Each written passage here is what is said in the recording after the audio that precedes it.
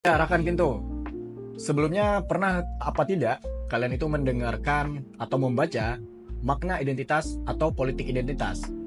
Sebelum itu, saya hanya mau sharing bahwasanya dalam buku ini Francis Fukuyama dia menjelaskan sangat bagus apa sih itu identitas. Nah, Fukuyama menjelaskan identitas bahwa sisi dalam dan sisi luar seseorang. Nah, apa sih yang dimaksud dengan sisi dalam, sisi luar seorang?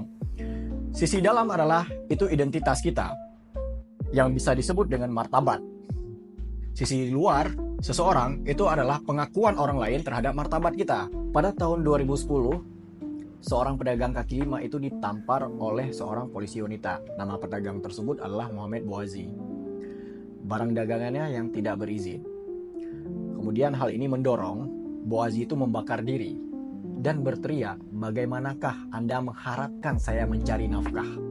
Berita tentang insiden tersebut itu sangat dikenal dan memicu apa yang kita ketahui tentang asal-muasal Arab Spring. Protes besar-besaran dan kekerasan di seluruh kawasan Arab itu menyebabkan jatuhnya Hosni Mubarak dari Mesir, Ben Ali dari Tunisia, Muammar Gaddafi dari Libya, dan Ali Abdullah dari Yaman.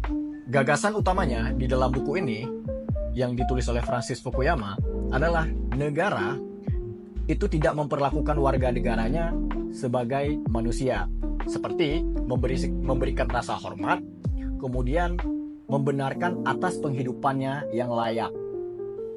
Fukuyama juga mengatakan nih, keinginan agar negara itu mengakui martabat dasar seseorang itu telah menjadi gerakan inti demokrasi sejak Revolusi Prancis. Jadi untuk kawan-kawan yang suka dengan buku ini, kemudian yang tertarik dengan isu-isu politik dalam maupun politik luar negeri, itu sangat bagus dan ada kaitannya juga dengan ekonomi politik.